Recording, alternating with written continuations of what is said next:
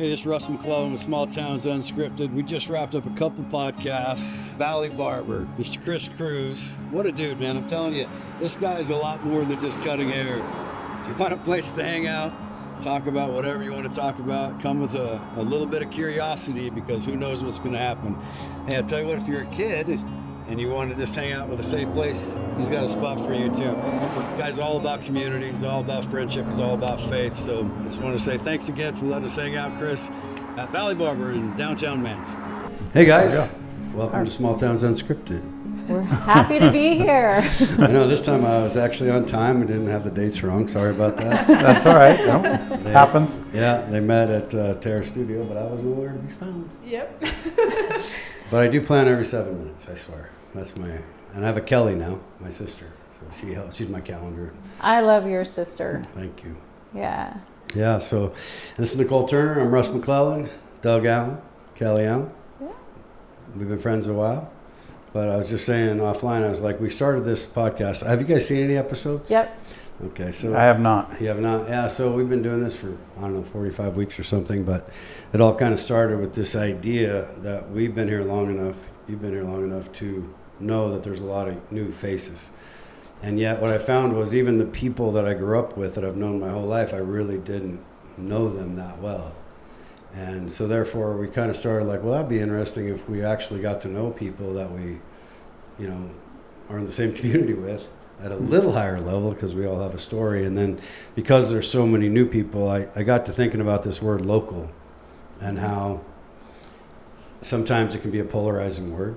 Like, I don't feel like I'm a local. I've only been here 50 years, Well, I've been here 4 generations. My kids are 5th. And so I figure I'm qualified to say I'm a local. But here's what I think. Everybody that moves here, if they are good people and they're involved in, anything, like they're a local, like they live here. This is their home now. So to me, I just kind of, that was the two, it's been fun because everybody that I talked to, I had a friend in remember Les here? Yeah. He's from Manson, and he had kids in my age group in high school, and I always thought he was a cook in the Navy.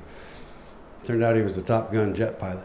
And I go, you never said anything. He goes, nobody ever asked. I just let him think I'm a cook.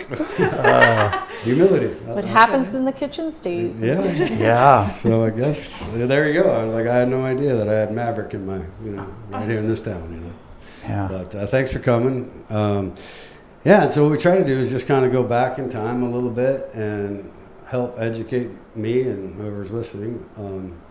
Where are you from? Like, where did you start out? Where's your family from? That kind of stuff. Well, my family started in Washington.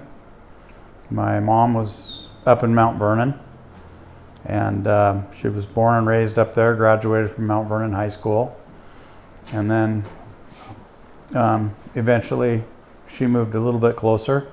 When she got married, she actually moved to Poulsbo, Washington. So hence I was born in Stevens Hospital in Port Townsend. Is that North Kitsap High School? I don't know what I played ball high in school college that with a is. kid from North Kitsap, but she was a Poulsbo kid. Yeah, but we moved away when I was 4. My dad was a PUD lineman. Yeah. So he worked for a company over in on the west side that's no longer around, but it was called Puget Power at the time. So he was a lineman, and he worked there, well, until he passed away. When I was about 14 years old, he passed away. Your dad passed away when you were 14? Mm-hmm. That was probably traumatic. My parents were divorced early on. Okay. And so, no, it wasn't. It was, you don't want to see your parents die, but he had some issues, and so he, It didn't work out. It didn't work out. So it wasn't that traumatic for me. I got you. But you were raised by your mom, then, sounds like. My mom born and raised, and taught me how to save every penny, and There you go. That's cool. and then in the summers, Granny was a big Granny part was of a it. big part of it. Yeah. Now, And where then did your grandparents migrate, or were they Washington also? They're Washington also. Okay. Yeah.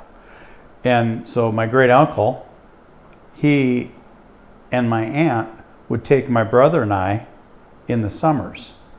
So we would split our times between Stevens Pass, because he was one of the founding members of Stevens Pass ski area. And so we'd spend our time between there and Lake Chelan. And actually, the home we're in now was my great aunt and uncle's. Oh, wow. So it's got a lot of history. They bought the property in '59, and Kelly and I ended up purchasing the property in 2010. That's cool. So, and then, so we had a lot of fun. Our summers were great because we'd spend 4 or 5 days riding motorcycles up at Stevens Pass and watching all the different heavy equipment, making the new chairlifts and whatever they were doing. Sometimes they'd be helicoptering in chairlift towers. So, it was a fun experience. And then we'd come down here and we'd spend about 4 days a week at the lake. So we'd be water skiing, swimming, fishing. They have a beautiful place between Chelan and Manson with a cabana First cabana on the lake. on the lake. First cabana. First Yeah. cabana, yeah. Wow. Bruce was a true pioneer, and he wasn't tall. How big was this guy? Oh, He was probably 5'10". at the most. At- yeah. He was probably closer to 5'7", I would say. I was giving him some. But yeah, but he was. Because I He met was him in like his Popeye, 70s, though. so I figured he shrunk a little. Yeah, But- the guy was so strong. Yeah, Into his 80s, he was doing pistols. I don't know if everybody knows what a pistol is, pistol but squat. pistol squat. Mm-hmm. And every morning he'd get up and do his 100 push-ups and his 100 sit-ups, and great shape. Calisthenics, all Yeah, the things. and he was like 1 month shy of his 95th birthday. He probably saw some World Wars too. Yes, he did. He was in the Navy. Oh, wow. Yeah. He was amazing. He was actually an alternate to the Olympics in 36, was it? I'm going to say 36. It was when Yeah, that's about it. he wasn't able to go for finances, and then also was that when it was in Germany, or there Yeah. was like some World War Boycotted event it or that something. was happening. Oh. But great skier. Is that what he was, a snow skier? Was an Olympian? Yeah. Mm-hmm. Yeah, it was fun. I didn't get to ski with him a lot because he was working Stevens Pass. So did your great aunt that came here, what did they do for work that allowed them to come to Chelan? Or did they? Well, he had Stevens Pass. Oh, so it's Stevens Pass and a place here. Yes. So they wintered primarily in Stevens, I up gotcha. on the mountain. And then, of course, they did a lot of work because there was a lot of maintenance and preparing the runs and everything, building the new lifts in the summer. But they managed to get the property that we're at as their summer getaway. Nice. And back then, Russ, you probably know this, but lakefront, there were different tiers. There was tier A, B, and C. And Bruce was forever, I don't want to say a penny pincher. He was definitely a believer in if you watch your pennies, your dollars will watch themselves. And so we had, at the time, it was the lot C, or the tier C waterfront, because it has the road that goes in front. I see, yeah. Right. And it was just a small building that they had. It was like the size of our kitchen, right? Yeah, to get begin the with. best It was of like both maybe worlds. 10 by 20 was the size of the house they were staying in. You have the access to the lake, but not quite the tax problem. Yeah. Yeah. That's good. Funny note, though, as it would turn out, the next door neighbor at the time would be the IRS agent, auditor for Stevens Pass. That could be good or bad. We're like, hey, we're friends, okay? I'm not sure that's how it played Make out. some apple pies for this guy. That's hilarious. Small world. Yeah. Yeah. I don't know if you know this, but we talked about it on another podcast, but when I was growing up, my dad talked about it a lot. And I've hunted up above Manson where there's a wooden flume that carried the irrigation water all the way from up lake. Started at Goat Mountain, which is like across from 25 Mile Creek. So when the snow would melt, and back when I was growing up here, we got a lot of snow, right? There was tons of snow. And then it was all ditch irrigated. So all the water came down to the valley, and all of the farmers the Johnny Appleseed guys that initially planted all the original orchards, it was all about water, right? Because you didn't have submersible pumps yet. So ditch irrigation meant if you were closer to the mountains, you had a better chance of not running out of water, whether it be by animals getting in. And there was guys that actually walked the flume every day after they built this wooden trough. And then the water would come along in ditches, and they'd have a plug that they'd pull out of the wooden flume, and then it would go down the ditch that you dug next to your trees. So consequently, gravity flow was the key. So the rich people bought closer to the mountains, and the poor people bought lakefront. Interesting. and kind of go deep enough back. And then one day they figured out how to have a pump. And they went, wait a minute, I want the orchard and the lake. So it's kind of funny how the mindset of the people at the time, it wasn't about tourism, it was about survival. It was just about making a living, homesteading. So we've had some pretty good stories. Like Earl Stanford, I don't know if you know Earl. He was one of our original podcasts. He was in my dad's grade in high school. So that was fun to hear some stories about my dad. And some we could tell on the air and some we could tell off the air. I never told you how I got across the lake, you know. I'll tell you that one later. But he spoke at my dad's funeral too, so it was kind of cool. But that's very cool. It's fun to hear about. So you've been coming here since you probably can remember, really, to Lake Chelan. There's pictures that they have of me playing with a hose when I'm a baby, 2 years old. There you go. Taking a motorcycle up a tree. That was one of their friends, actually, and he didn't want to ride it. And I said, well, come on. And I coaxed him. They were ready to leave. And my aunt and uncle would always have friends, and we'd be there, my brother and I. And this guy was a big tennis player, and they were actually from Canada. And so I convinced him to ride a Honda 90 because he'd never done it. Yeah. But he was good at the tennis court, but he was not very mechanically inclined. And he ended up running that motorcycle up a tree and sticking the front wheel into a branch. And so my uncle says, well, climb on that thing and let's get a picture of it. Evel Knievel was big back then. Yeah, and he ended up hurting his wrist. So yeah, I felt bad, and they were ready to go home. And can't play tennis either. I got a bad wrist. That's funny. Well, Kelly, where did you grow up? That's cool. Yeah, I'm a military brat. That's right. So I was born in Georgia, and my dad, he was enlisted, but he must have been like either the best, most badass drill sergeants ever, or he really irritated somebody, so he never got to promote because we were almost 10 years, it seems like, in South Carolina while he was being a drill. I like to say he was playing war, but drill sergeant, and so South Carolina was a big part. And then we moved to Washington when I was probably 10. But I had the worst Southern accent, because I'd grown up in the South. Yeah. So worked really hard. People make fun of you for little things. And when you're a kid, that's not good. So now people try to get the Southern accent. Right. Well, I'll tell you what.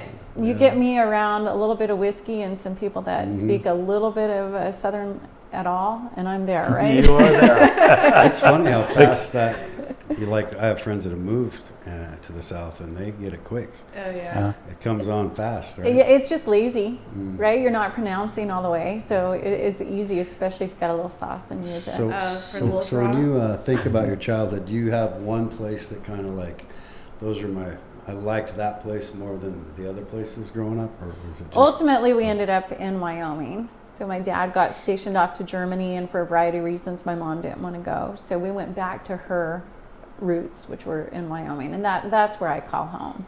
That's where I graduated. All my high school friends are from there, And even though we were in South Carolina for such a long time, in the military, there's like huge turnover. So you really only know somebody for 2 years. Oh, and back then, you didn't have cell phones. I mean, we lost contact with so many of our friends. So in Wyoming, I moved there in 7th grade, so I had a good 5 years. Yeah, that's a good So time that feels to move. like, okay, those are my roots. Right. Yeah. Pinedale, you said.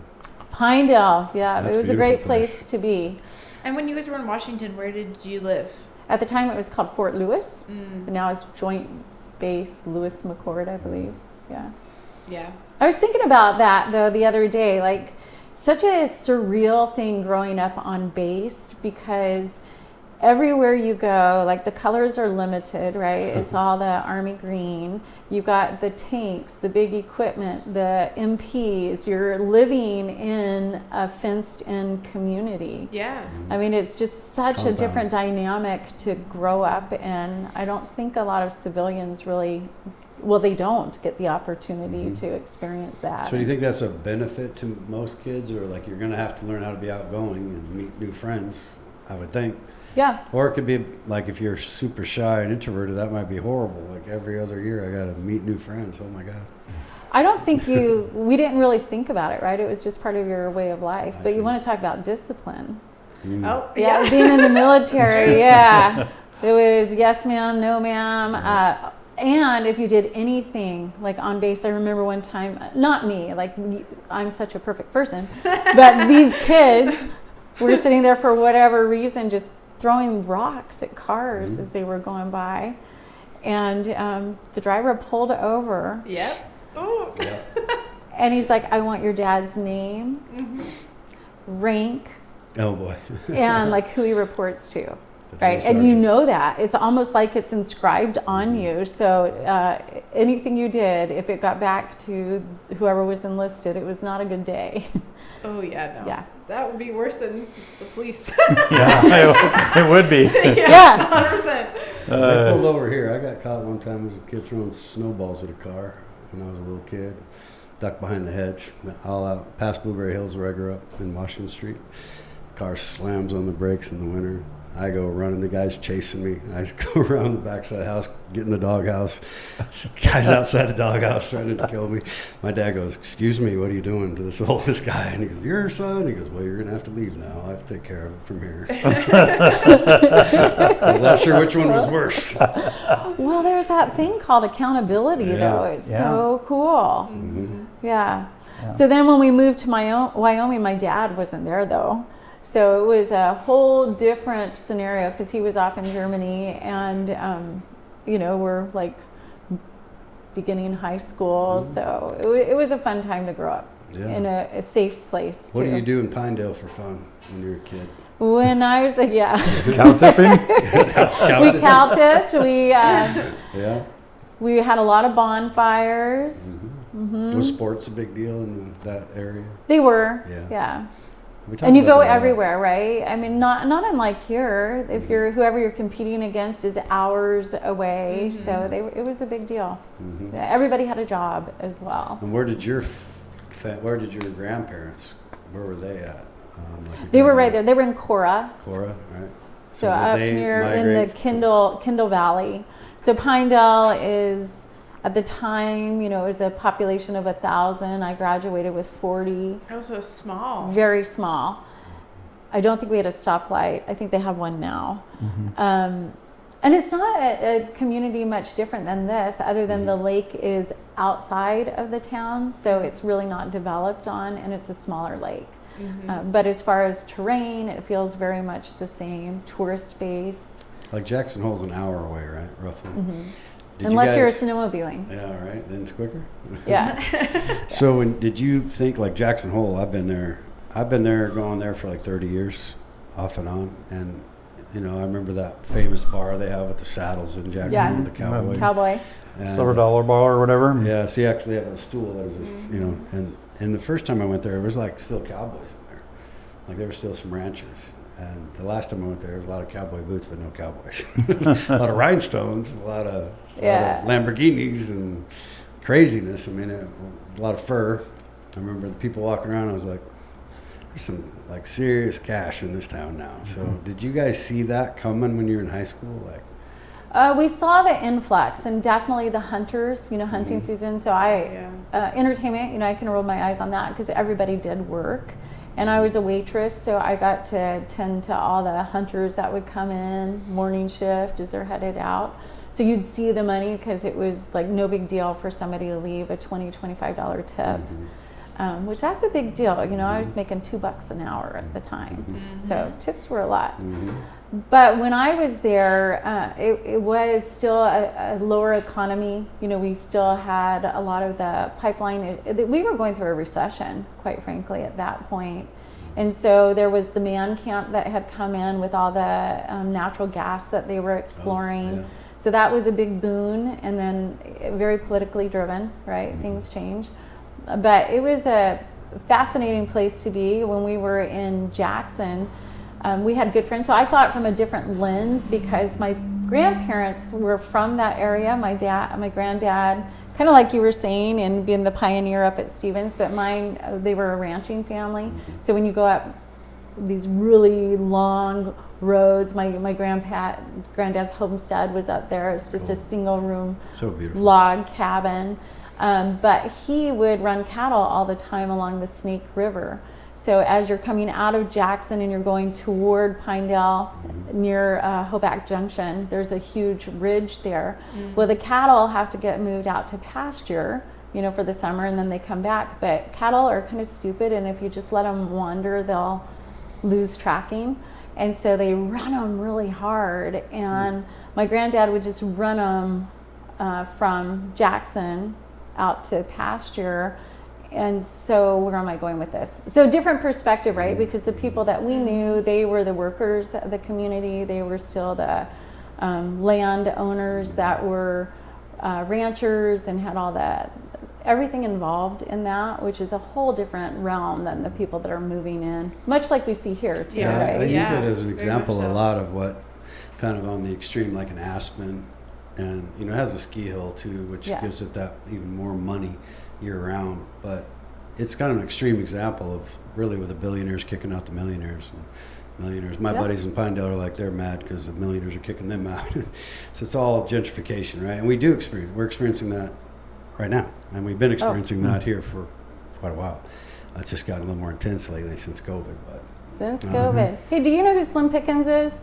Do you remember him at all? Slim Pickens, the singer, is that a singer? Yeah. Yeah. He had a cabin Yeah. not far from Pinedale. Did you know I knew Slim Pickens? Did you?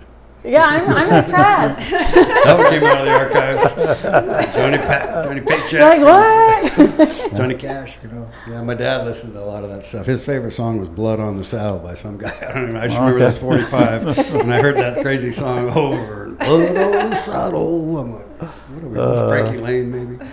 Yeah, I grew up with all those crazy country songs back in the day. My dad was pretty artistic. I don't know if you knew that. He was a poet. Oh, I didn't know that. And No. an artist. He didn't really show anybody anything, but he did it for himself, you know. Do you have them? Like, did he write them down? Couple, I have Yeah. some, yeah. I have some of them. Some of them are kind of dark, you know. Oh. But, you know, it's how he did his, you know, between Jack Daniels as a therapist and then that was it. I mean, there wasn't a lot of, his dad died in front of him right here in the Manson swimming hole when he was 8. Oh. So Oh. and then his second dad died when he was in high school, stepdad, and then, yeah, so he went through some stuff, but all those guys go through, you know, life, right? Life happens.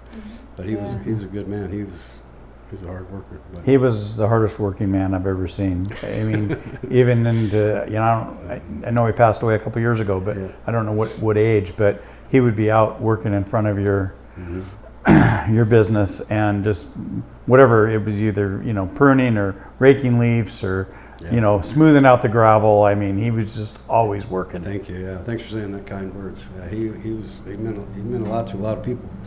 He was one of the most selfless people. That's what a lot of people talk about that knew him. Like, he would be the guy that you could call him on the pass in the middle of winter, and my tire broke down, and he wouldn't know where he'd go. He'd just go. Yeah. You know, I think a lot of people were like that. And, you know, hopefully they still are. Maybe a little more cautious about humans now than back then, because more just means more issues. But yeah, thank you. Yeah, it was fun. I was able to, when he passed away, I was really, I was trying to get the heck out of here, and somehow we got pregnant and in college. And I don't know what happened. But somehow Taylor was born. So Grace and I found our way back here to mom and dad, and 20 and 21, but I was rocket shipping out of here, you know, going somewhere before that, and then I was back here. But so there was a part of me for a long time that was like, you know, not resentful, but like just dreamer, you know, what if, as we do in life. And then when he passed away in 2020, he was 86 when he passed away, I was like, oh yeah, this was very lucky. I got to spend all this time with him and learn so much, and we go through so many different things together in our businesses together, and ups and downs, but always together. But the other thing was observing your dad and your mom together, right? Yeah. And for you to be here and to observe that, and you know, fortunately I get to see a lot of people and the couples as they're ending their journey together, and it doesn't always go the way that you would hope it to, you know, but to still exude the love. Like, your dad was so caring towards your mother, and vice versa. Vice versa. I absolutely adored that. Yeah, she was a sweetheart, boy. She would, even when she died in 80, or she died in 2020, one, I think. They both had dementia at the end, but I mean, she was sweet right up until like the end. And she had dementia, so she lost her risk button. Like she wasn't afraid of anything. Yeah. So I took her indoor skydiving at 80, you know, and she goes, "Oh, I'm the real thing. I'm going to jump out of an airplane." Okay, we don't have to go that far, Mom.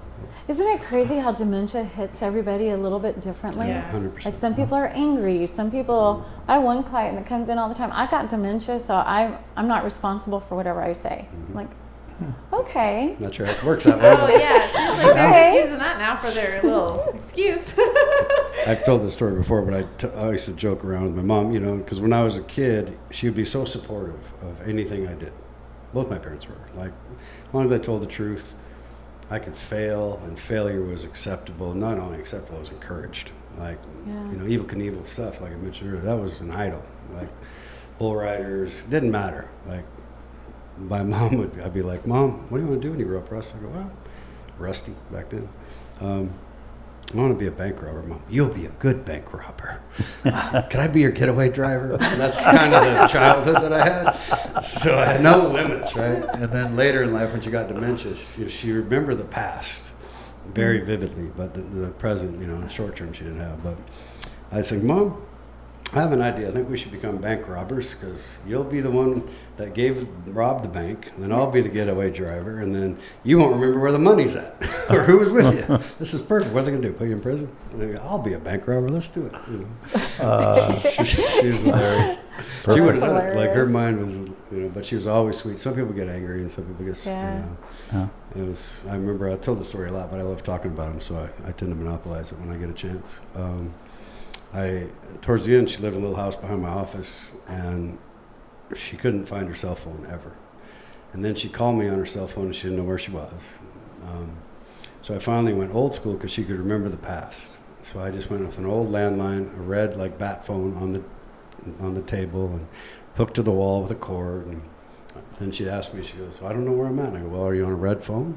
She goes, "Yeah." And I go, "Well, then you're in the right spot. You got the red phone. If you're always on the red phone, you can always get a hold of me, and I always know where you're at." Then I was in a conference in Texas, and I got a call from the sheriff, and he goes, "Hey, we found your mom walking," it was in the middle of winter, "walking down the road in her sandals and her robe, and she has this basket full of coats," even though she didn't have a coat on. "And what's weird is there's a red phone in the basket." I go, "Okay, well, I guess I should have been more specific." You can't rip it out of the wall, Mom. Still get over it. Just take it with you. Yeah. But you spoke about, you deal with people, because in your profession right now, and congratulations on your new venture, which maybe is the same as your old. I'd love to hear more about that. Oh, awesome. And then how you helped my family, and you've helped so many families in insurance and planning. So maybe you could share a little bit about what that's all about. You bet. So started, as you know, Kelly Allen Agency, and then my Haley's been working with me for a while. And so as you start thinking ahead to what your succession plan is, it's like, how does she fit? And then how do we brand it differently? So that's a big part of the rebranding to Allen Sure. But also we've expanded nationally, which has been unique. It's not without challenges by any means, but it's got so much opportunity as well, because we're learning that there are just so many people that we feel that we give an extraordinary amount of care to our clients, you know, and really try to get to know them. But we're battling a time where there's so many changes in the insurance industry, where people are getting processed like, you know, cattle, for lack of a better word. And so how can we do it better? And at the same time, how can we have more agents that we're helping them to see how important it is to handle the aging population with So care? when you say expanded nationally, do you mean you hooked up with a franchise system, or you mean your business itself is going national, where you have agents under you? Correct. So it's like recruiting additional agents. And so what Haley and I have done this last year is we've just really partnered. We've worked with carriers and other teams that we can partner with, not a franchise, but just trying to figure out, you know, identify people that we align with. I see. So that we can help. And then do you Being train? an It takes a independent, it takes a long time. Yeah. And being an independent agent, you know, where you're on your own, so many are reinventing their wheel. So since we have a systemized process, how can we share that I with see. other agents so that they're not having to go through everything we've done? Right, we call that R&D in our world, rip off and duplicate. There you go. Yeah. And you see a lot of that in the insurance world for sure. Well, every industry, right? You're built by, giants that walked before you, and there's some things you can learn from that. So you hopefully don't have to make those same critical mistakes that can take you out as a small business. And then you begin to leverage some of the stuff that they've done, their marketing.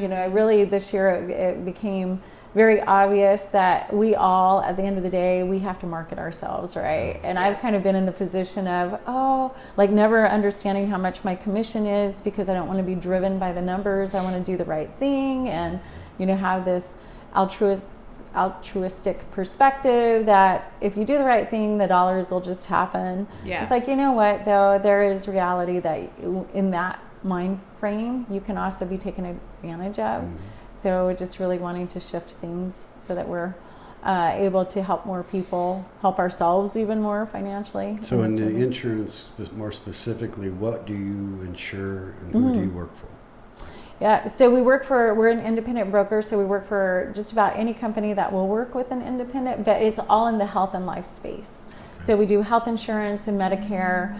We also help with the life insurance, and this is one that I'm really excited about. So we're working with mid to high net wealth individuals to understand the value of life insurance and how it can save you taxes. And also how you can, right now, so many people are still taking out loans from a bank, but if you can create a portfolio where you're your own lender and you create a family bank, you have your own family constitution, if you will, on how it's going to work, where everybody knows from a lineage perspective on how cash passes down. It's been a really fascinating tool. There's that tale of two families. Have you heard of it? The Rockefellers and the Vanderbilts. The Vanderbilts pretty much within 3 generations went through their assets, whereas the Rockefellers continue to be top players, and it's through life insurance that they've done that. So life insurance is a huge vehicle. Yeah, well, I have life insurance with you. Don't tell my wife. She's a beneficiary. I might not make it. No, just kidding. She knows. Yeah. But I have life insurance through you. Just utilizing these financial tools that people don't think about. It's really fun. Do you do any? So is that incorporated with estate planning to some degree? We don't do like the trust. We work with. We have a referral partner that we do all of that, but it goes hand in hand. Well, what's really it been like to important. work with Haley? Pardon? Your daughter's Haley, right? Yeah. What's it been like to work with her and get her more involved? Because she's worked with you before for a while, right? She's been with me for about 8 years now. Right. It's had its challenges without a doubt, because we're both very strong-willed people, and so sometimes even when she was little, she's always called us Kelly and Doug. So I think that she's always kind of forgotten that we're parents. Like, we have to remind her at times. She would like to rule the roost, there's no doubt. And so we see that play out in the business too. But that's good. But it's really fun because she cares so much, right? And she brings a totally different perspective to it. And her technology skills are much better than mine. What I see on her posting is a lot of high energy and a lot of cool stuff and consistent stuff, which is one of the things we're always working on. And having a different demographic space, generational gap in space is good too. And it's really important for this industry because we're losing so many insurance agents around the country. They're retiring or dying. So having that young market that can come in and realize that you don't have to have, a college degree. You can come right in and be making 6 figures within a year. It's pretty awesome. Nicole's just turned 31. Yep. And then Luke, my partner in business and my developments, is 31. 32. 32. And his wife Sydney's 32. And I'm 56. So it's like there's this cool, different perspective with social media. There's a different perspective with your value systems and programming, and it helps because there's 6-7 generations of people in your client base and in my real estate agent world. So we have about 40 agents now, I think, and we were up to about 100 at one point a couple of years ago, which was too many for me. But you gotta learn how to be flexible with all people. Because the demographics are all changing, right? We often have spirited debates about approach, and she's not afraid to be spirited. So it's good. And my sister's, I think, how old's Kelly? 70? She's almost 70. 69. So Oh no, did she just celebrate her 70th? No, she celebrated 69. 69. So Yep. she graduated high school and I graduated kindergarten. So there's her. She's in the office doing things too. So it's kind of cool to. It's really nice having family. I think, when things are so dynamic, that somebody's got your back. Yeah. Right? And talk about a southern accent too. When she puts her mom voice on somehow, she's never lived in the South, but dang, can she talk it?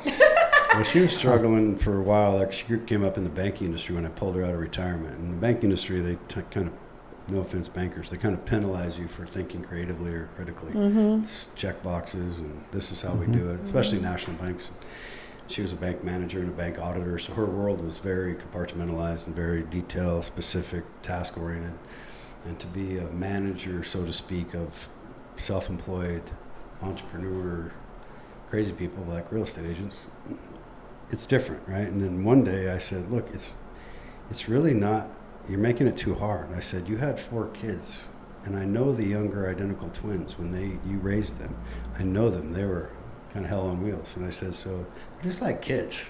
And then she goes, oh, now I got it. And then she wasn't intimidated anymore. And I was like, no, there's nothing. You're in charge. Like you got the power. And then she's doing great 6 years later. So. It's such a different mindset though when you're going from being told what to do all the time to then getting to create your own destiny, right? If you don't have that real forward thinking, that causes a lot of people to just stand still. It does. And I also have this word, like local is a word for me that I dissect a little bit. And then I also think family is a real interesting word because I think that I have a lot of relatives. That doesn't make them family. And then I have a lot of friends that aren't related to me by blood, but they're family. Yeah. So the definition to me of family can mean what it should mean. And when you get both, I guess that's cool. But sometimes it's in a small town especially, I have a lot of friends that are close, real close. Not a lot of them that are super close like family, but, like my dad said, I think the older you get to, you realize if you get 2 or 3 by the time you're done in your life that have been with you and get you, you've done well. You have 2 or 3 really close people that are family. So it has been fun to have her. And she doesn't take any of my shit either. So. Yeah, she's a spitfire. I love her. She's the distraction assassin. That's the latest title I gave her. So. I wouldn't say Haley's a distraction. What did you just say? Distraction assassin. Her job is to keep me focused and keep distractions away from me because I'm a squirrel. She's just that energy level, right? It's just amazing. And then Haley also is taking on some leadership positions. So she's in a state association for insurance and financial advisors. She's going to be president. And then she's taking on leadership at Rotary. So it's really cool to see that ambition. 100%. Yeah. How old is she now? She is 30. 30, yeah, that's cool. Yeah. And she was just traveling, wasn't she just traveling somewhere? Yep. Yeah. Well, she did go to Vegas on a social thing. There you go. Can't hold that against her. No, I love that.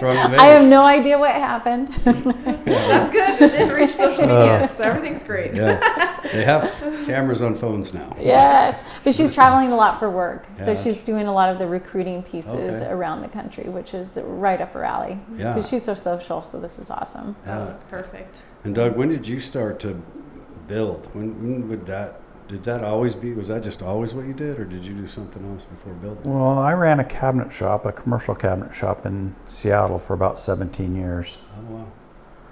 And then I wanted to see my boss on the back of a milk carton by the time we separated.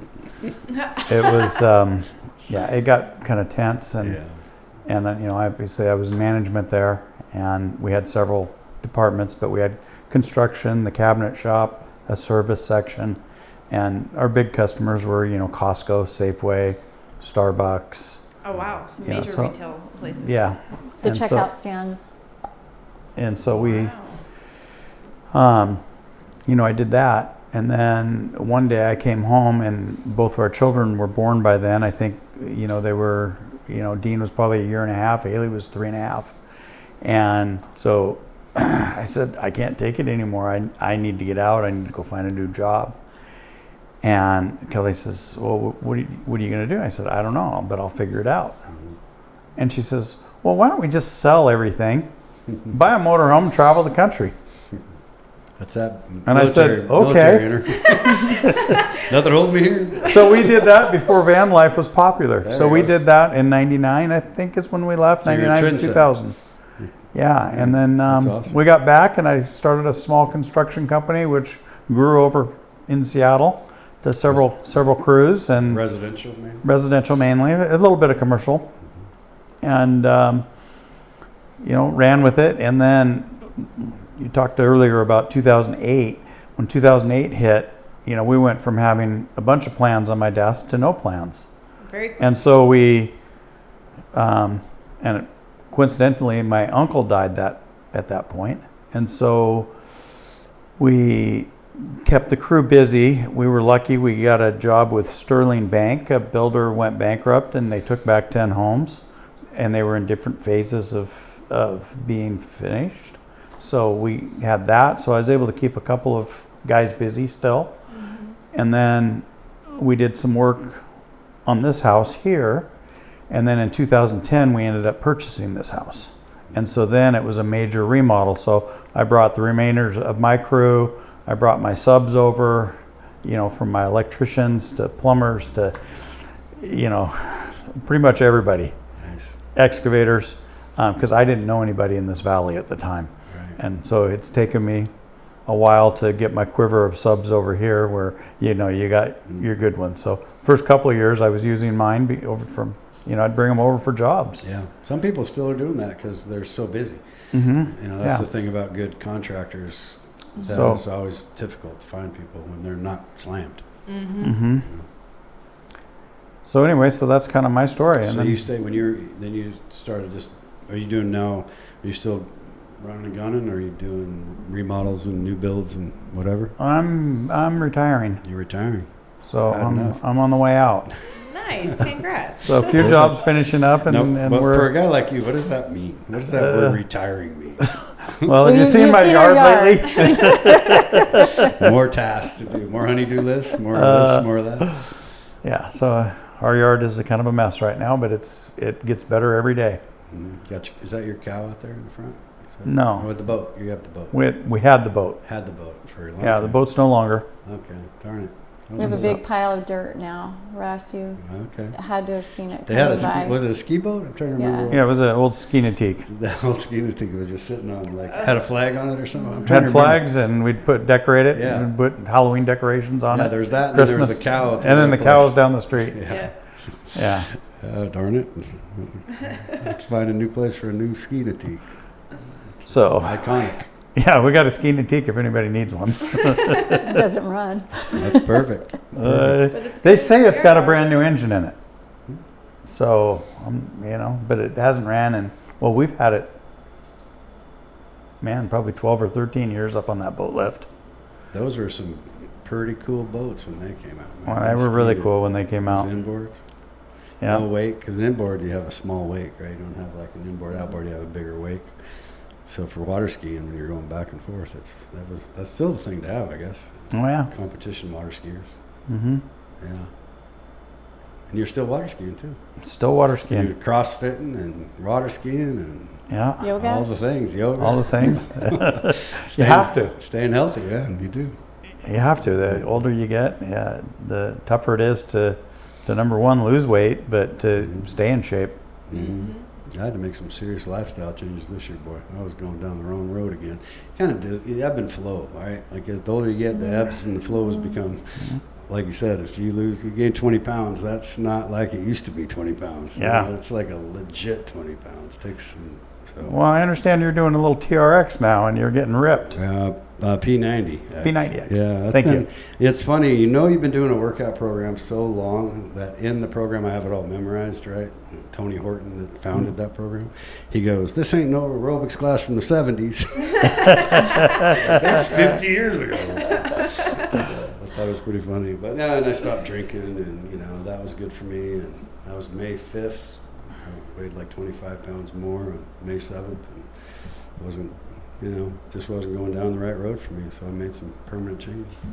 For me for you. personally, Yeah, and they're contributing that, like, the more muscle density you have, that's what really helps you not have, like, diseases and Alzheimer's and, you know, all that kind of stuff when you get older. They're, like, finding correlations on it. So the stronger you can stay, the better. We had a great podcast with Brian. Do you know Brian and Shannon Peebles?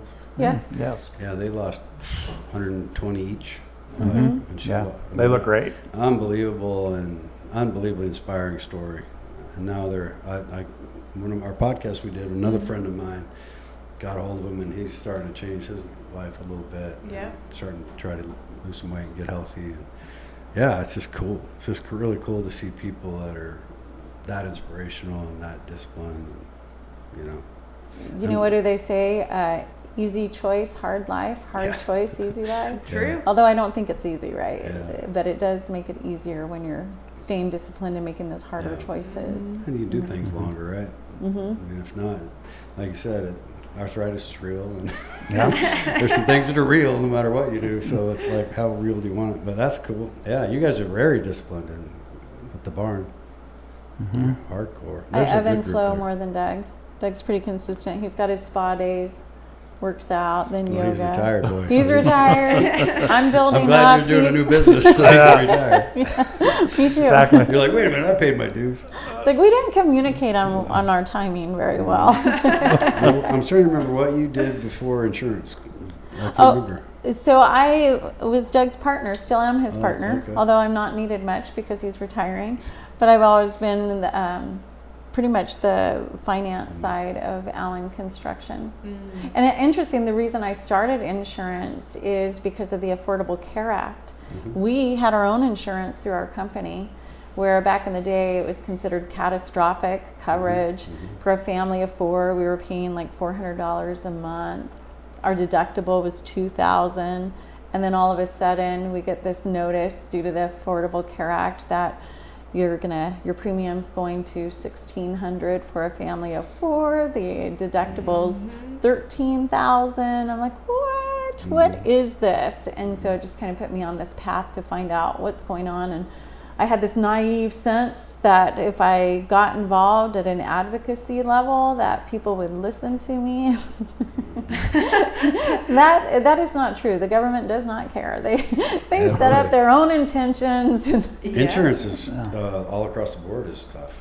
There's Yeah. a lot of changes. You know, we deal with it in homeowners insurance where, sorry, you know, next year your premiums triple.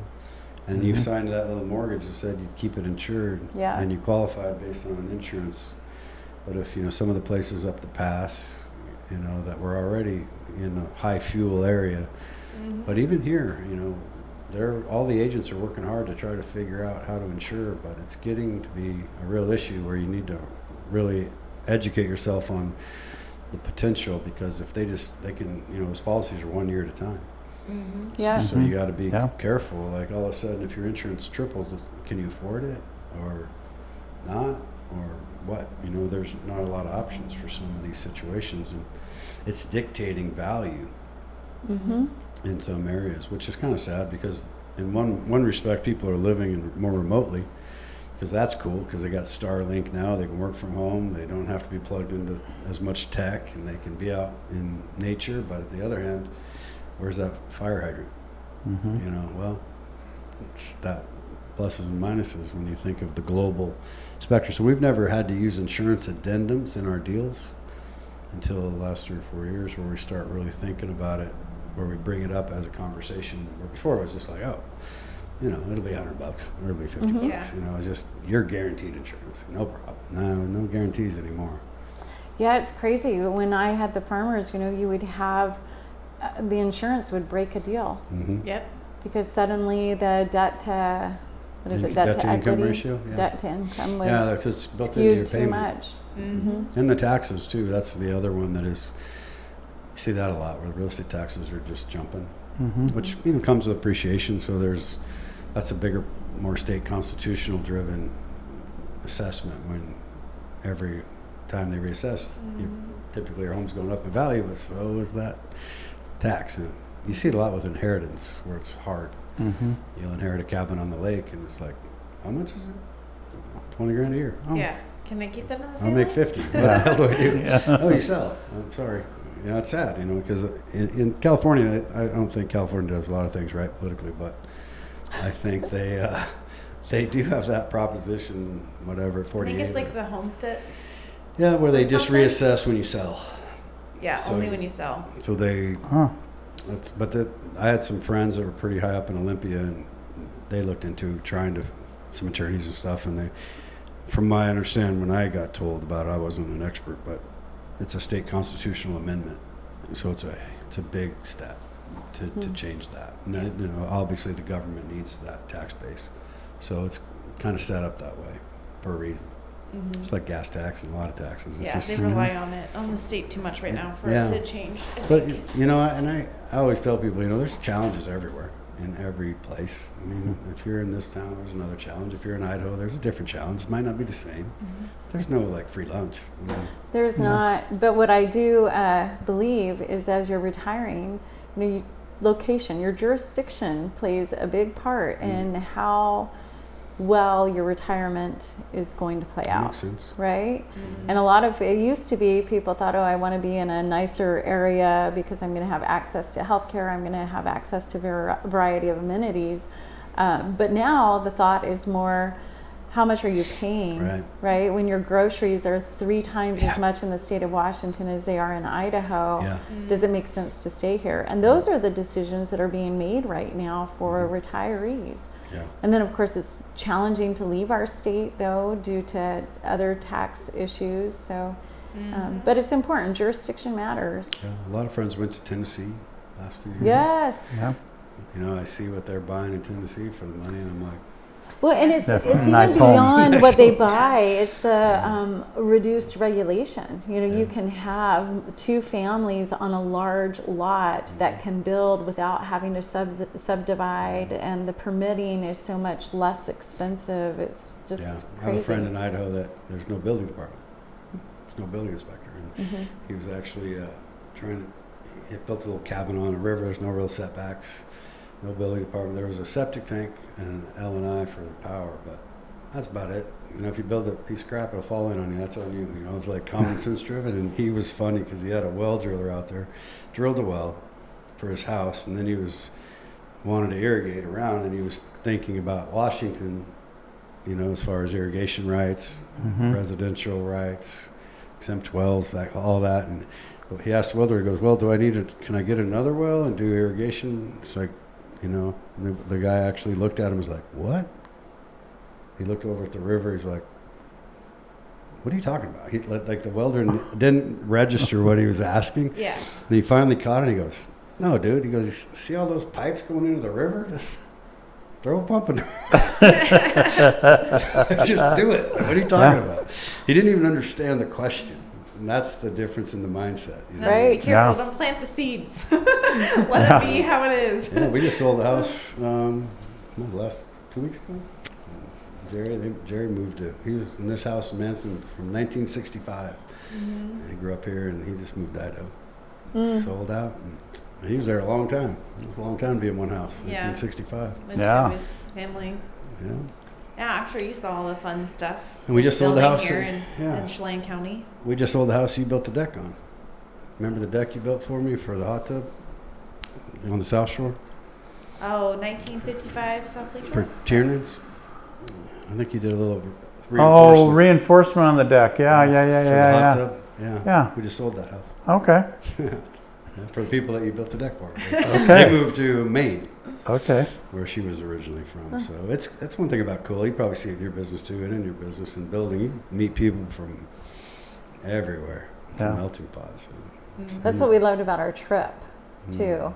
Remember, that was so cool. We met people from all walks of life. The first question that we always got asked, though, are you Microsofties? Yeah.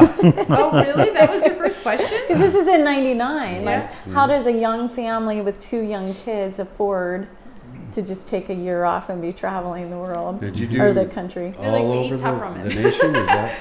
We did, yeah, pretty much. We didn't go interior very much. Out west we did, because we obviously visited her family in Wyoming and Utah, you know, those states.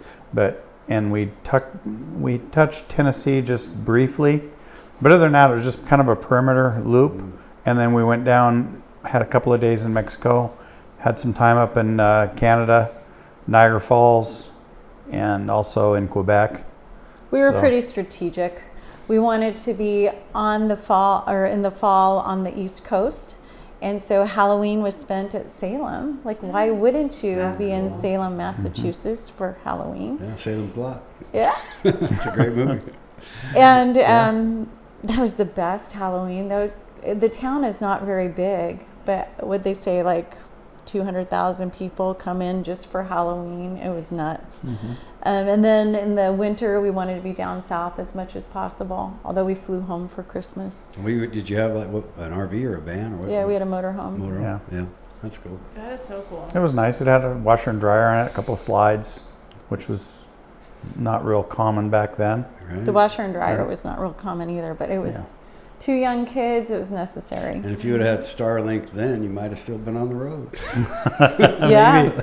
Because that's what we're seeing that now. Well, we had a satellite dish, Yeah. so we could get, CNN and Fox News and whatever else we wanted to watch at the time. Mariners We game. watched the implosion of the Kingdom, and we were in Big Bend National Park in Texas, which is Oh. right near the Rio Grande. Like, you're in the middle of nowhere, but it was kind of cool. to be What there. was your favorite? Do you have a favorite, like, couple spots that you remember? Oh, several. But we really enjoyed, Kelly has one of her high school friends that moved to Grand Junction, Wyoming. And we Colorado. were, thank you, Colorado. You're welcome. And It's we close. really liked that area. I mean, it was gorgeous. But then, Kelly just mentioned Big Bend National Park. Javelina's running all over the place, and we're trying to corral up the kids. But it was really fun because from there we went across the Rio Grande and into 2 different Mexican villages. And so you'd go in there and everything was $1. So taco was $1, Corona was $1. There was a toothless guy hanging out on the wall. Remember that? Yeah, And we with were the warned, one don't get a funny- picture with him or he'll charge you $1. It was a funny arm. That's Yeah. great. Yeah. Would Yeah, you guys it do was it again? fun. Yeah. Yeah. Well, our intent was to go home. We bought a house. That was crazy. We bought a house sight unseen. So while we were in New Mexico, remember, this is back in the day when everything's vaccine. And so we're trying to close on a deal in New Mexico that we hadn't seen the house. And it was in Issaquah. But our thought was that we'd go back and then in about 5 years do it again, but in Portugal. Oh, fun. And in that time, though, we kind of got busy with life, Doug, I think it was out of his comfort zone so much, not working, traveling all the time. He needed his roots. It was. Yeah, you guys kind of had We had a different- shiny motorhome, that's for sure, because that's all I had to do. You're like, I need You're a the project. OCD. I Yeah. gotta wash this thing, honey. He was rooted. As soon as we got back, he's like, I don't need to take a vacation again. It's okay. Well, let me back up a little bit. Where did you guys meet? Like, when and how did that happen?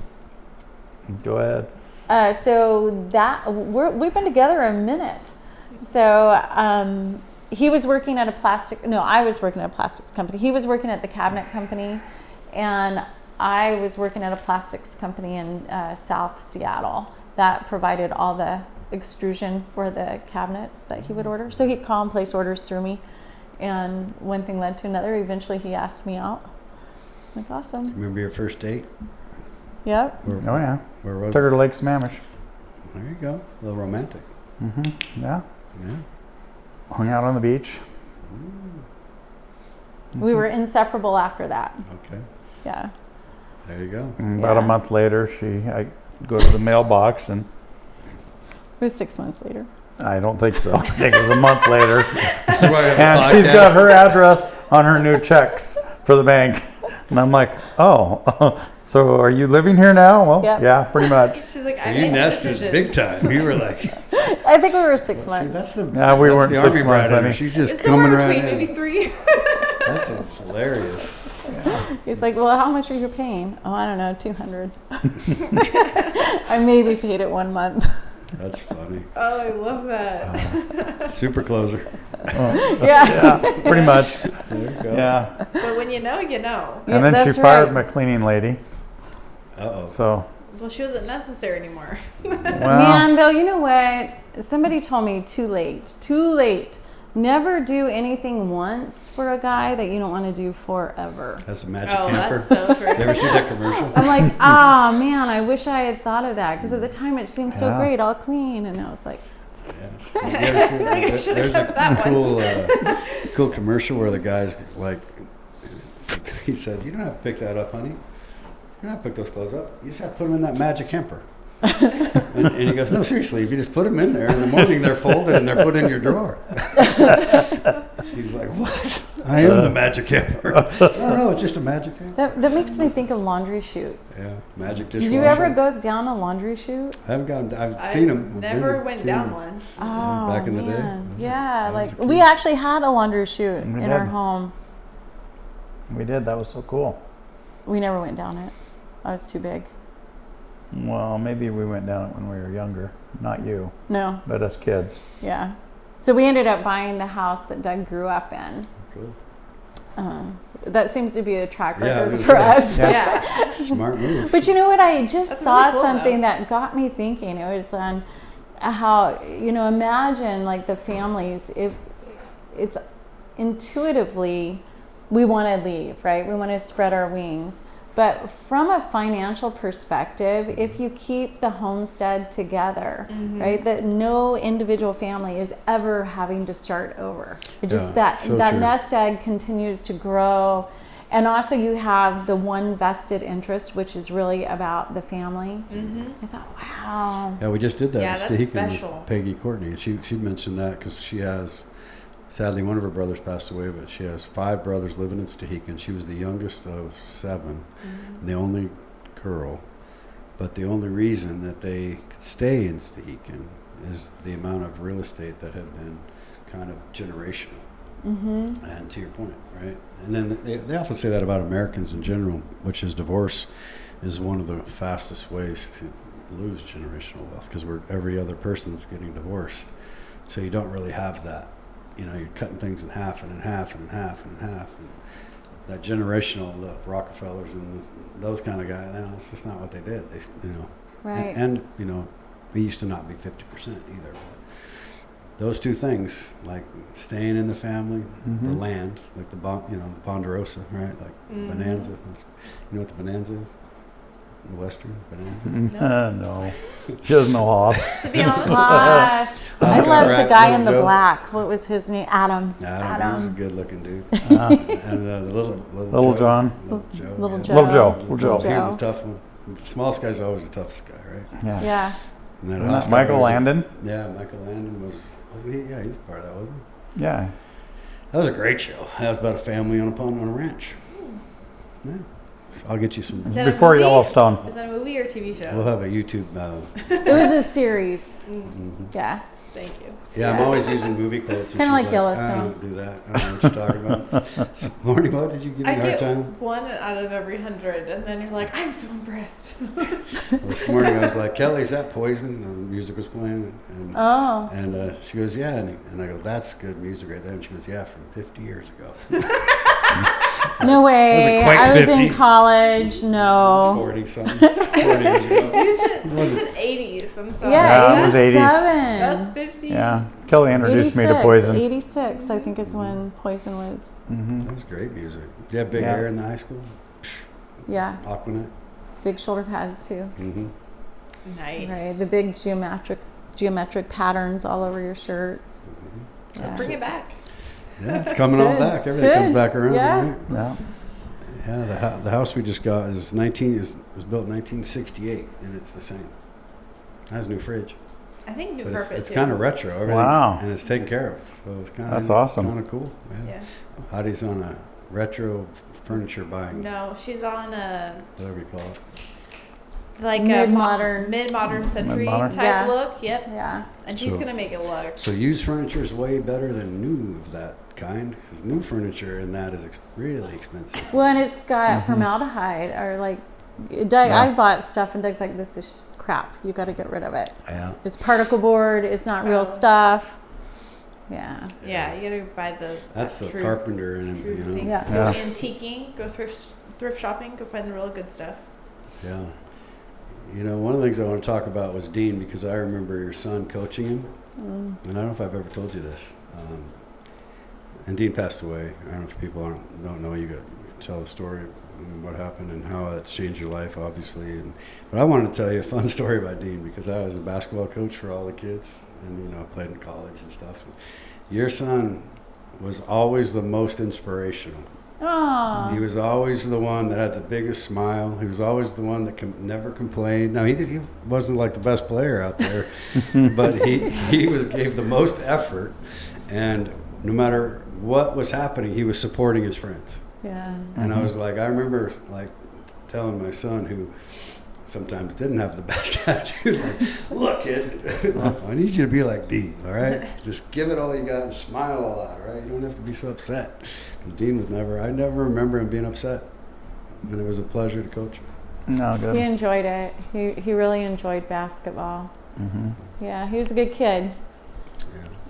It's interesting. So he had microphone. He had fourth nerve cranial palsy, which meant that he had double vision, and he didn't have depth perception.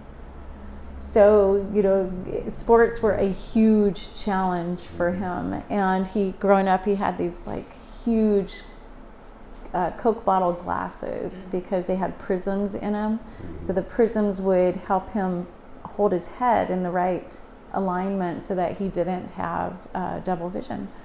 But he got tired of wearing them because he was bullied, and so he quit wearing them. And so his little challenge that he had in life. But yeah, we missed him for sure. Yeah. So we often wonder, you know, because he wouldn't wear them, his glasses, and so he was in a skiing accident. And you never know, right? You're not there, you're not with them when it happens. But I remember when that happened. And one of the things that impresses me about people that lose children, really at any age, but especially younger children, and I've had quite a few friends, too many, but how you can overcome that. Because until you've been there, I don't know how you could understand any of it. And I just always believe that people get a get out of jail free card in life, and me, like in my book, like Mike Hurling, you know, his daughter, you know, and lost in a car accident, and Rachel Martin, I mean, there's been, sadly, a lot of people, but how you guys came together recently, like behind the scenes, you know, from what I understood, and helping support each other. Because I don't know how anybody else can give you advice. I mean, probably got tired of hearing advice, like I would think. And I remember going to his funeral and thinking about how strong you guys were, and how hard it was to not just to watch, but to like try to empathize, but not doing it I couldn't really. You know, you sucked, is that what you're saying? I sucked. I'm not good at grief anyway. But when I see other people doing something being so strong, and you guys were stoic and strong, and I think, you know, it's admirable. But I don't know, what do you say to other families that go through it? What do you tell them? If you're not... Well, you never forget. It's something that's, you know, every hour you think about what would Dean be doing now, or, you know, something would happen. You know, you hear a story, so, you know, but a minute doesn't hardly go by without you thinking of your son. And yeah, it's not easy. So it never goes away, but it does, you know, less pain every year. Does it make you feel good when you hear a story like that? Oh, I just told you. Yeah, absolutely, because he was a character. I mean, he was, you know, he was extremely smart, and he was always, you know, always testing the waters of every teacher, every coach, everybody. I think you diagrammed a play or two for me. This is how you really should do that. Yeah. My understanding is he kind of hacked into the school's computer system, and he got into some pretty serious trouble for that. I would All imagine, A's, that's all I'm after. He got all A's. Right?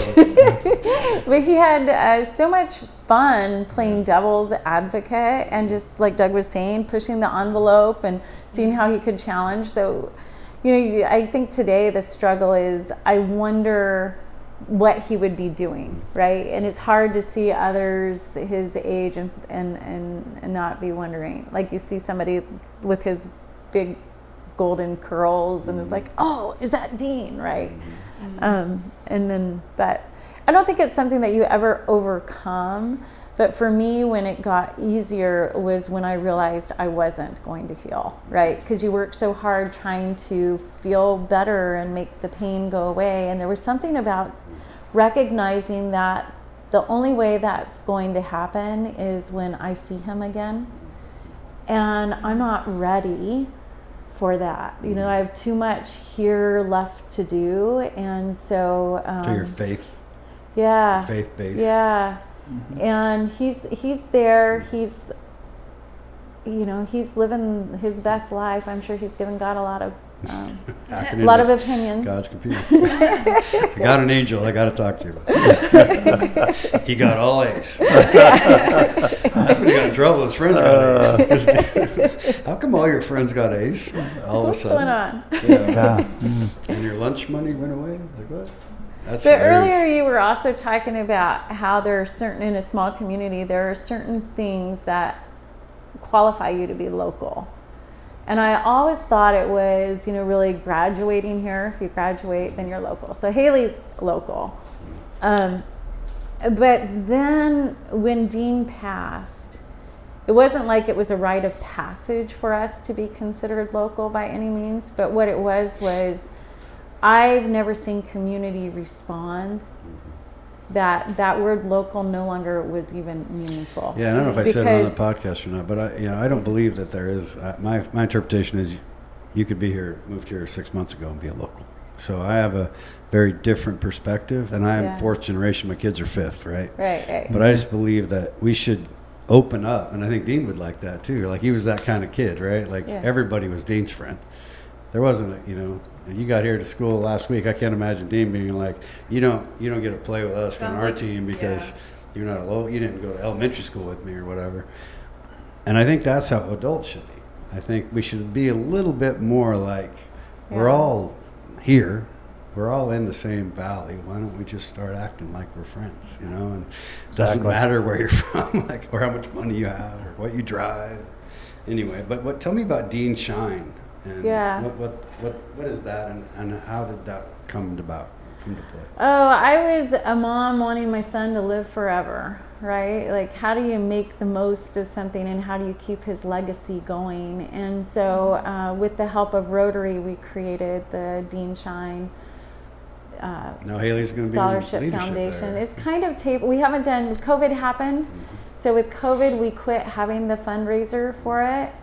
And you know what? It was okay because we'd had, at that point, it was 5 years of basically Haley living in the shadow of Dean's passing, right? Because in order to have an event like that, you have to continue to tell the story. So you have to sit in that over and over. And Haley, as soon as one event was done, then we were back at planning for the next. So she was living under this shadow of building a legacy of Dean. Yeah.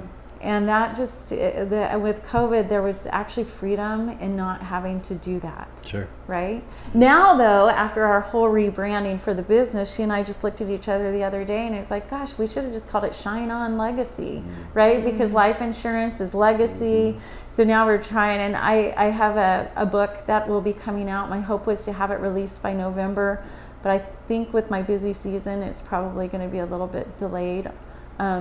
But that becomes another avenue, right? That we can keep on grief, on how to process and connect. And to your point, you don't know how many people are going through it, right? Until all of a sudden, everybody comes out of the woodwork and you start hearing about all these other people that have lost their children or know somebody. And so my story is really on shining on. Right? Yeah, I always wondered, when my buddy Jim lost his son this year, right? Yeah. And I just texted Jim. I said, Jim, I don't have the words to say anything to you. Mm-hmm. And he just responded, thanks, Russ, there are none. Mm-hmm. I mean, I didn't know what to say. Mm-hmm. I mean, obviously I want to say something that I should say or might help, but when you aren't there, you don't know what to say. Mm-hmm. And I think maybe that's the best thing to say. I don't know what to say. Yeah, I think you're right. I would get really angry for a bit. Of course, you're angry anyway. You're angry because this happened. You're angry, like, if I could have changed one thing. If you think about it, though, from that day, any one decision from the time he was born until then could have altered that event, right? Oh, So we yeah. went down a path of having guilt for giving permission to go skiing. And where do you stop that, right? You can't keep going. So, but that anger is still there. And so then suddenly I'm angry at people for not, like, for asking, how are you? I'm like, well, I suck. This sucks. Like, don't you know? Like, there was nothing anybody could say that could have been the right thing. Well, and some people are on Earth a lot shorter time than others, but they make a very big impact. And at the end of the day, none of us are immortal. So it's a blink of an eye. And maybe the impact that he made was so significant, it just meant to be. Like, he made a significant impact on a lot of people's lives for being on Earth a short time. Yeah. Well, what Mackenzie Harris said once that really resonated with me, she said, you know what? The world just wasn't ready for Dean. Yeah, right. Makes Oh, sense. that's cute. Yeah. I know the kids on my team weren't. He was. They couldn't keep up with that energy. Yeah, it's funny it's amazing that the community does come together, and it is amazing to me how many people are going through their own battles, whether it's something tragedy like that, or addiction, or depression, and I just was like watching. I see a lot of the effects of what I called helicopter parenting with younger agents. Mainly, if I had to stereotype it, it was just a little less critical thinking, and a little. Like, they lived a little safer, and we have this debate a lot about, and she's a little bit of a mutant, but in a good way. But then I heard this word, bulldoze parenting, where you're not only going from above them now parents are knocking everything out of the way. So they never have a chance to fail. And then I read this book about the courage, because I have grandsons now, and of course I'm a grandpa, so I'm trying to have a 3-year-old and a 6-year-old grandsons. I'm talking to my daughter about the courage to let kids make mistakes. To your point, like, what are you going to do? Like, not let them live? I mean, not let them ever try anything? Well, then they're going to be little puppets, and they're not going to be able to, have any self-sustainable skills at all. They're not going to survive. You kick them out when they're 18, they're going to be eaten alive. So it's like that combination of courageous parenting to allow your kids to take risks, and then also, man, I don't want to, but what do you do? I think, though, that's more of a reflection on the parent, right? On the fears the parents are still instilling. Sure. Like, we were probably amongst the last generation that really got to get out, and we learned through the School of Hard Knocks, right? We were, like, kicked out of the house, could not come back until dinner. There was no way to get hold of us. And then what happened, this is just my perspective, those milk cartons started getting put on the kitchen table that had the missing children. And suddenly fear came into families. And every generation since then, those children, so the children sitting there got to have their own fear. The parents placed fear. And so this fear has been growing. And now you have anxiety and parents that are just doing the best they can because they're afraid. The parents are afraid, and now they're placing their fears on their own children. And the children are having fears because they don't know how to overcome. They don't know even what they need to overcome. Right. And we've taken, as a society, we've taken it away from them. So I understand, like, car seats, and there's elements of safety that's needed, but there's also that it's a deep need to have success in knowing that there was something so risky that you went to. And back to Dean, right? I would say one of the biggest things is, what is your biggest fear as a parent? It's that you're going to lose your child. But then when you're asked, why is that the fear? Like, what happens to you when you lose that child? And I did it, right? And guess what? The mountains are still there. The sun still comes up. People around the world are still doing everything they need to do. My life is still complete, right? Everything still takes place. And I'm not saying that Dean's life was trivial, but I got to face my worst fear and live through it.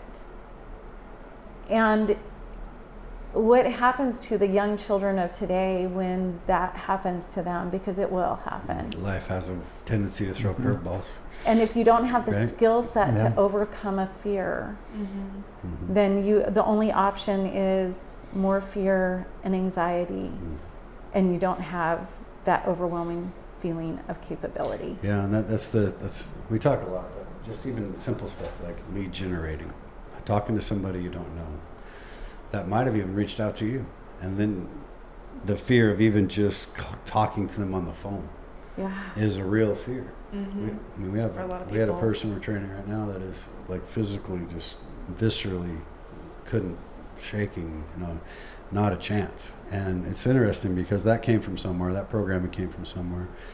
And I had another agent say that it's very rude to call someone unless you text them first and get permission. Huh. So that's a new one. And I'm not saying that all my old school ideologies are right, because I remember my dad hiking to school in 4 feet of snow uphill both ways, and I was weak. Right. And, like I wasn't as hard as him, and so there is some of that generational, like just because of our upbringing without the internet, without cell phones. But now it's also the technology can grab a hold of you, and it's not always positive, right? So it's like learning how to use it in a way that's positive. And then if you're in a business, I joke and I say, scuba divers have to get wet. Just how it is. And sales typically have to talk to people sometimes.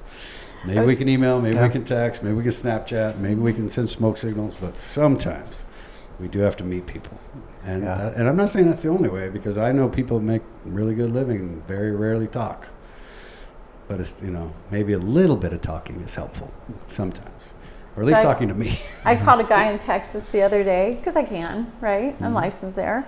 2 hours ahead at 6 o'clock here. Right. He should be up. He's a senior. Most seniors are up. Yeah. So he answers the phone. It's too early. Why are you calling? And I'm thinking, well, it's 6 o'clock here. But to your point, like, what was going to happen, right? He yelled at me. Yeah. Well, you learn. If he doesn't get up early. Okay, cool. Lost that one. Next. Yeah, but That was the first word in a good relationship in my book. I never had a date. Yeah, but social media, to your point, it adds all the fear. Yeah. It started with milk cartons, but now I think right now isn't the statistics that it's actually safer, but we just see all of the potential that could happen, and so then it just rids you with fear. Top of mind awareness is everywhere now. Yeah, or you've just now seen all the potentials. So now that you've seen all the potentials, you're like, oh, the risk is higher, but before you just were oblivious. Yeah, that's a good point. Yeah. Which is really, though, living in unknown, right? Yeah. Right. But So you're if we just bring creating- ourselves back to the truth, like in this moment, Yeah. I know. Yeah. But even the unknown that you're afraid of, you're just creating it based off of some sort of a fear that you've created from watching something, seeing something, or experiencing something. Which I was thinking with your agent who said that, it's rude to call without texting first. That is probably based on a personal experience. Yeah, She programming. probably called somebody. Or childhood. Yeah. Yeah, like my guy in Texas who yelled at me. That's probably like 1 out of, 1,000. So That's it's what- not all of them. It's just a few. I always say that sales He didn't have is, to answer the phone. Yeah, I always say sales is 99% mindset and 1% skill set. I mean, at the end of the day, I've seen it. The effort wins, right? It's consistency, time on task over time. But I loved what you said, because I totally agree, where the process of trying to achieve something really builds so much self-esteem and so much self-confidence and so many other areas of your life, even if you're failing over and over and over. Rejection, door slam, whatever it is.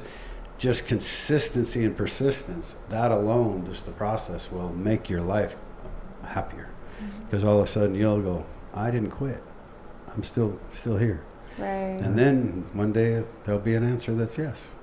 And you know, I think it's sad to me that when I see people that are just they don't have the self-esteem or the self-confidence, and then they're so paralyzed they won't try. They're just in a bubble, and that's that crazy. You know, then you start comparing your insides to the filtered outsides of social media, where everybody's beautiful and everybody's this and everybody has a bigger car and a nicer house, and you know, like, it's not real.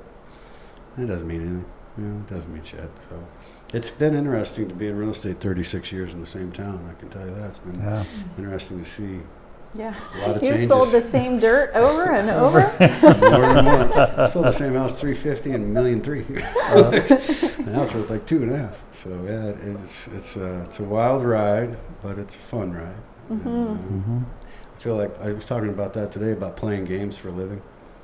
Like, if you can just play games for a living and in other words, enjoy what you're doing to such a level that it's literally like, I just told Desiree, who I grew up with, Desiree Phelps, you know, she works with us too, and she was my next door neighbor growing up.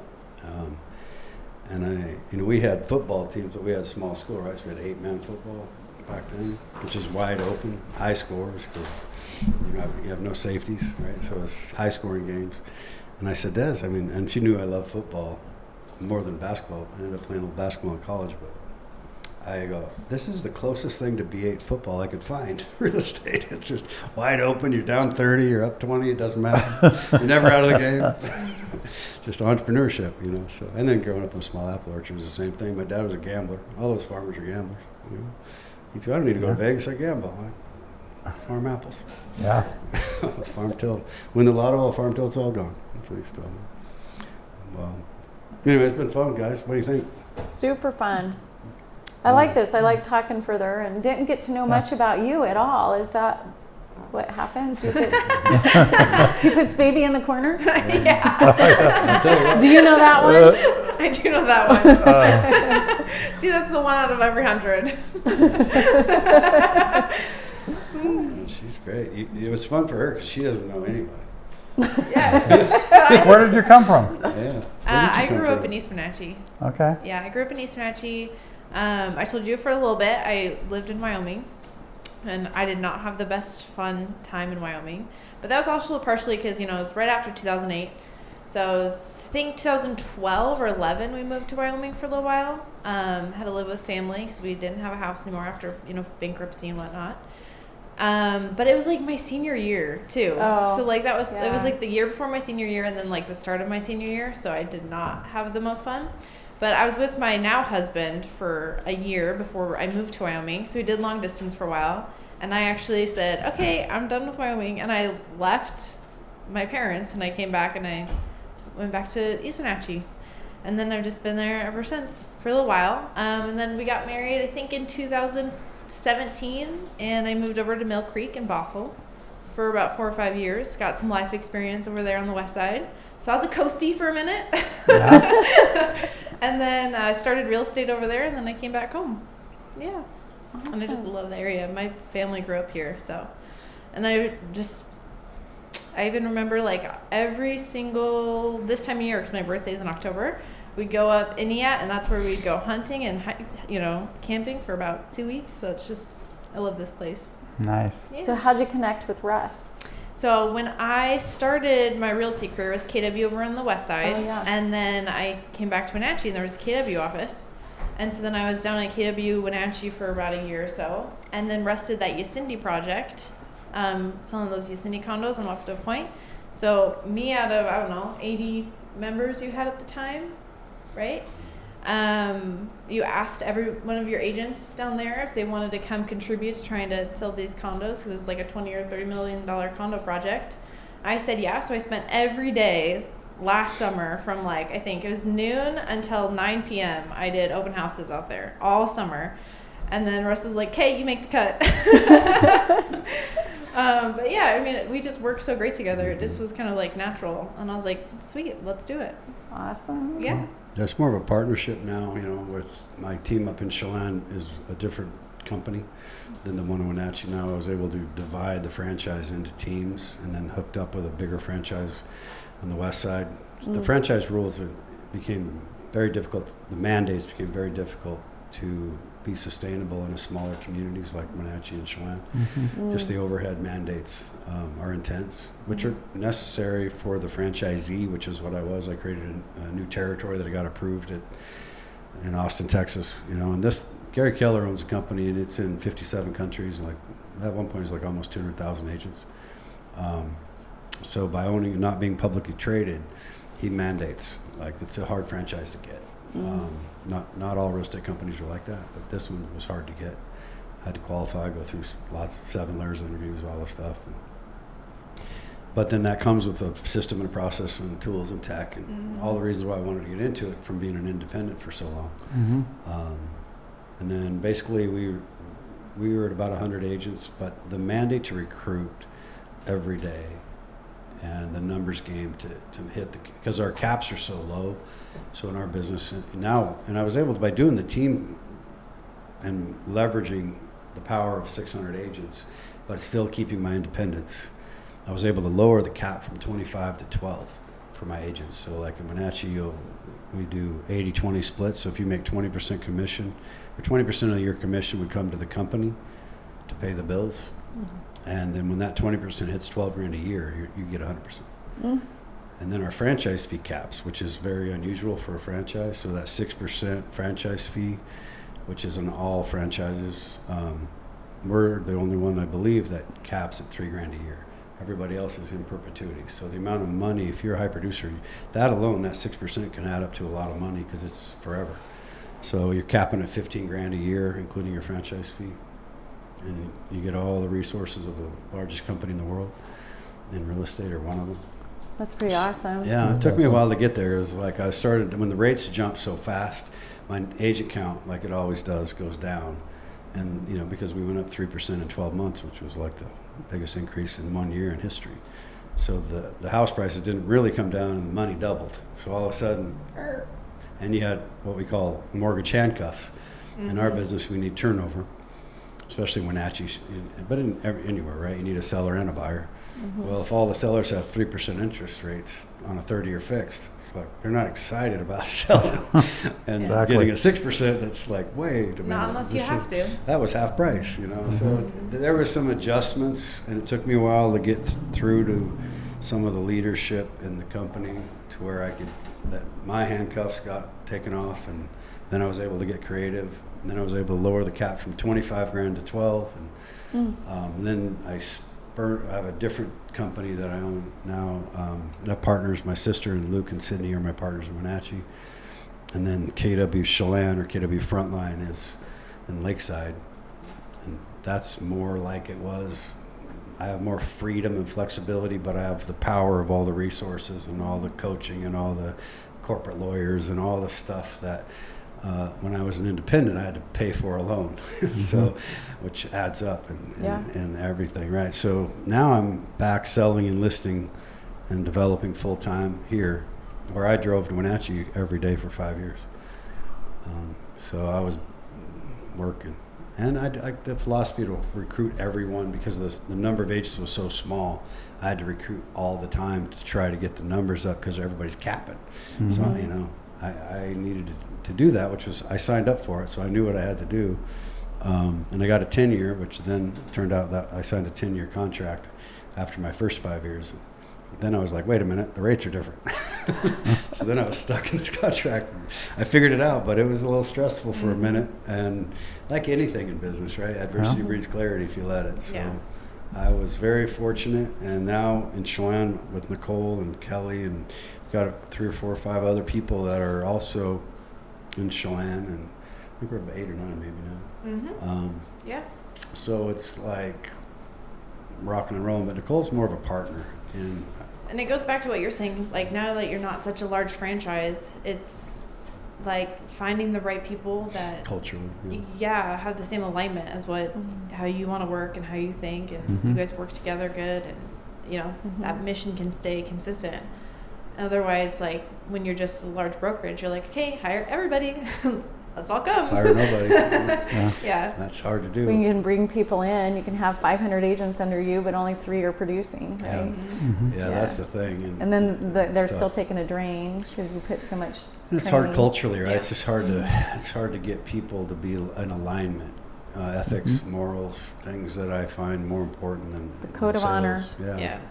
So now with a smaller team, it's great. We have the development arm, and we're very, very focused on essential worker housing and solving that problem, that gentrification problem, at a very deep intellectual way, like very deep details, like creating all kinds of things I've never seen before it being done in business with my partners in that. So the ultimate goal is hopefully someday, before I get out of the real estate business, we find a way to get these prices stabilized in a way that people are living together in a cohesive environment. That's a non-extraction based capitalistic society, but more of like, all right, how do we do that? Well, without charity, how do we do it? Well, that's hard.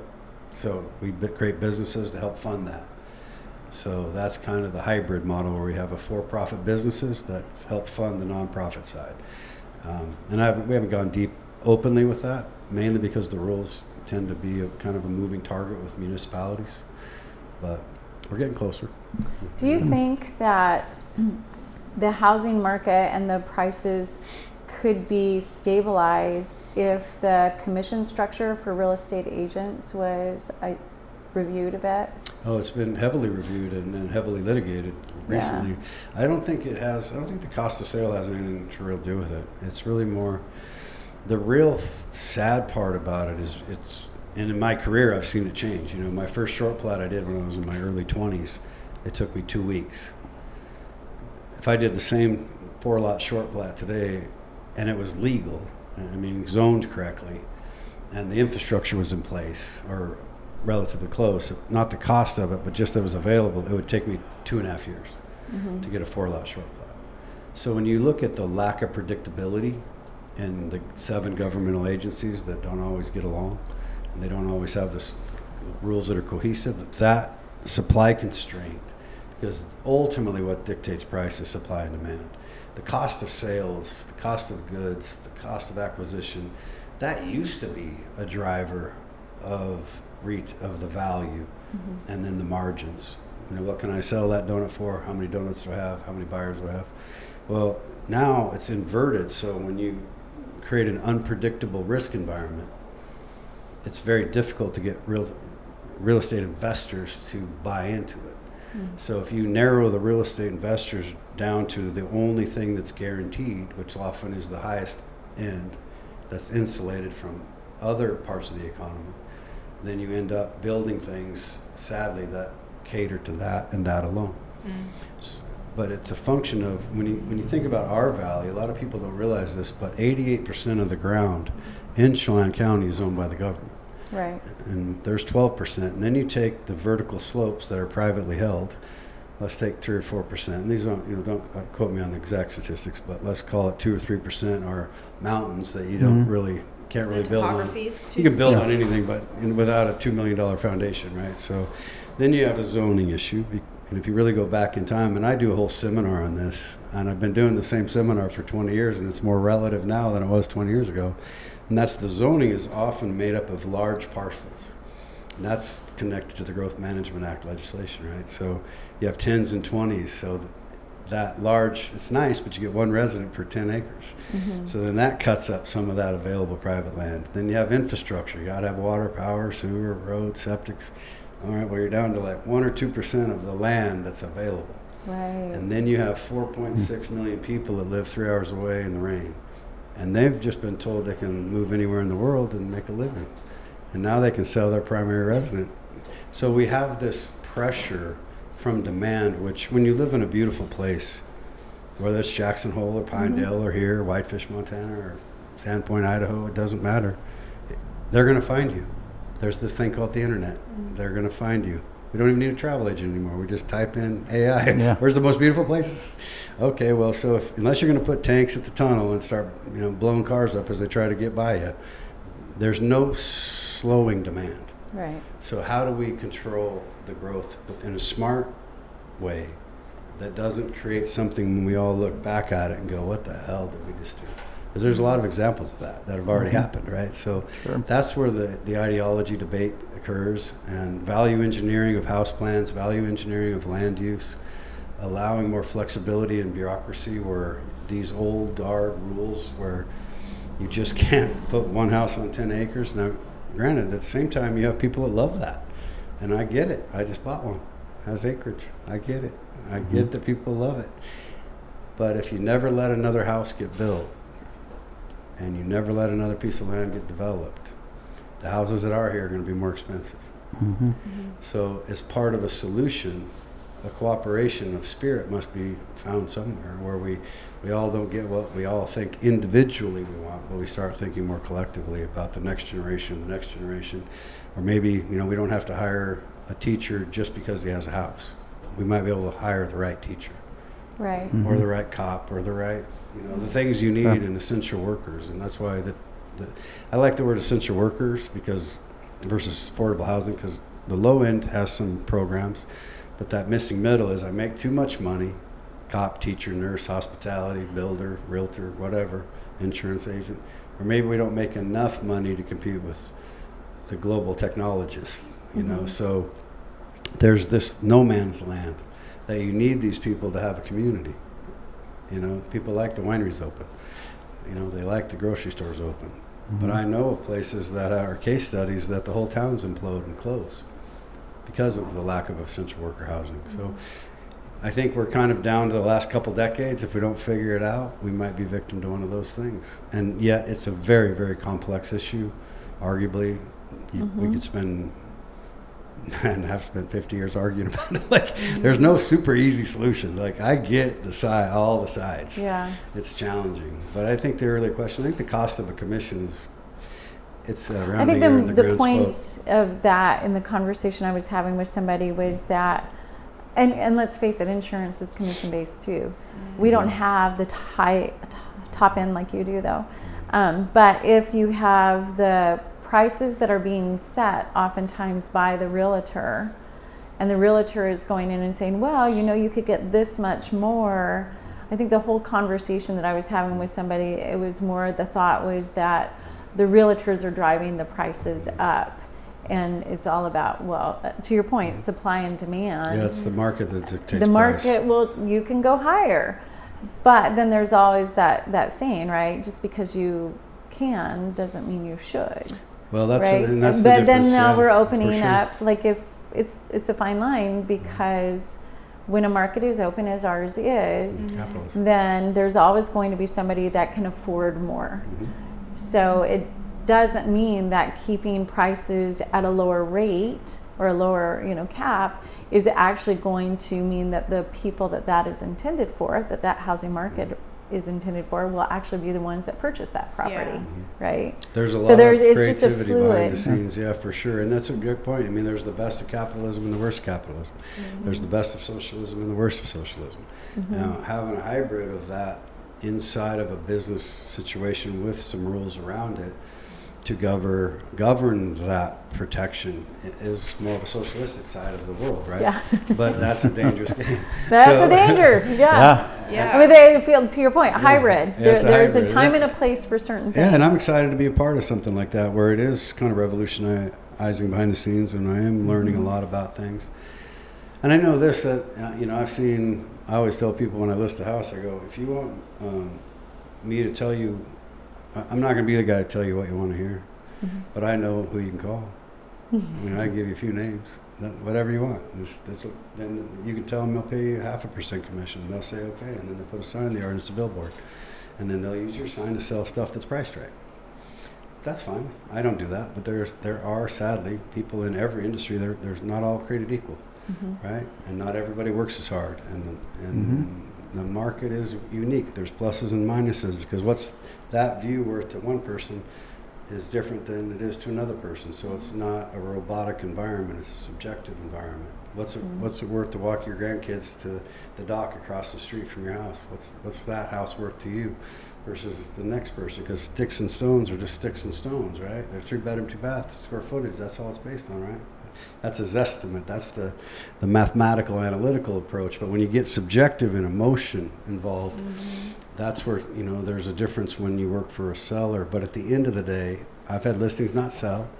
There's been a lot of listings this summer that didn't sell. And part of that's because we outpunted our coverage. I mean, we were ran up so fast that rates were 3%, then rates were 6%, and then we kind of went too far, and the market had to correct.